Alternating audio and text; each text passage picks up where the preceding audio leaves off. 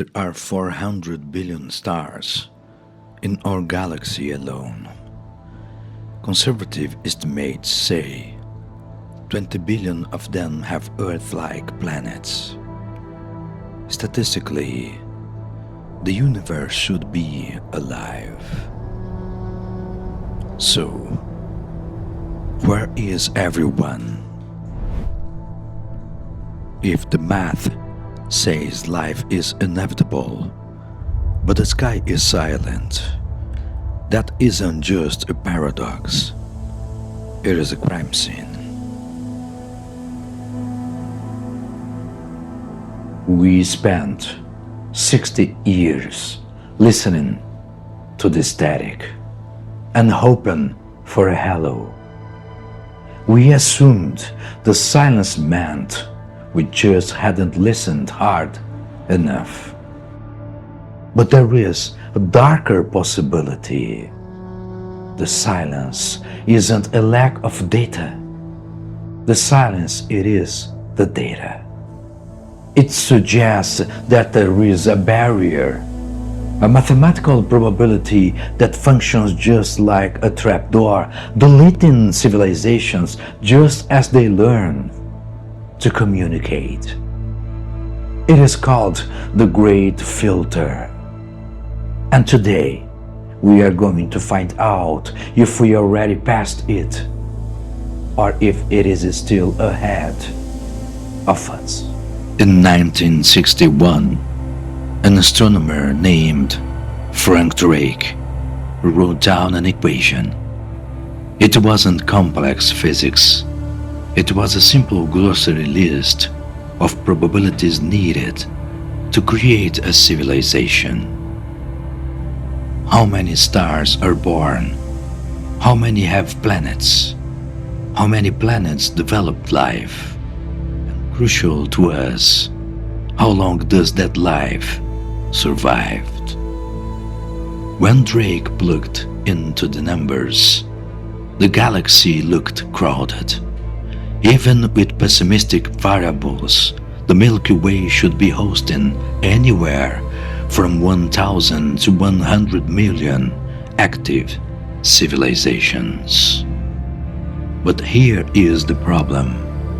The galaxy is 13 billion years old. Earth is only 4.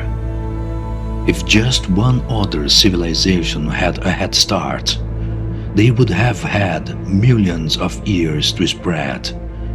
They would be everywhere. We would see the Dyson spheres blocking sunlight.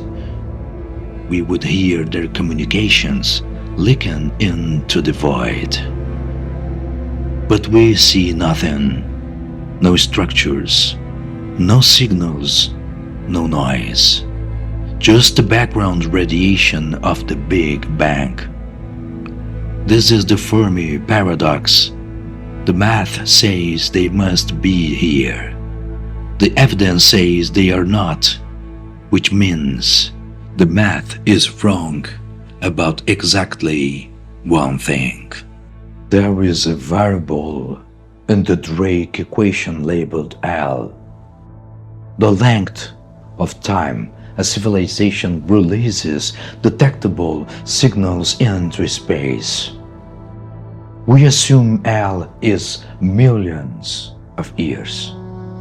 We assume civilizations get smarter, older, and stronger. But what if L is always short? What if intelligence isn't a survival trait? What if it is a self-destruct mechanism? This is the Great Filter. The theory states that somewhere along the timeline of life, there is a wall that almost nothing gets past. There are two possibilities, and you have to decide which one scares you more. Possibility 1. The filter is behind us. Maybe the hard part was just starting. Maybe the jump from that matter to single-cell life is so astronomically rare that it has only happened once. If this is true, we are the first. We are the lottery winners, but we are also completely and utterly alone in a graveyard of dead rocks. Possibility 2. The filter is ahead of us. This means life is common. Intelligence is common. But survival is impossible. Oxford philosopher Toby Ard calculates the risk of human extinction in this century alone at 1 in 6. This is Russian roulette.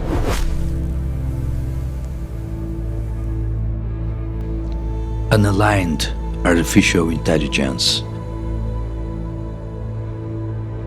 Engineered pandemics. Nuclear winter.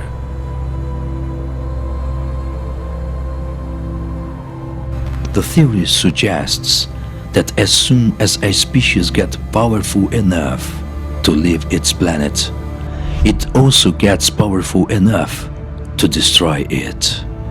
It suggests that technology doesn't save us, it filters us. If the filter is ahead, then silence of the sky isn't empty space. It is the sound of millions of civilizations hitting the wall even before they could pick up the phone. We want to find aliens because we don't want to be alone. We look at the stars and beg for a sign that we are part of a community.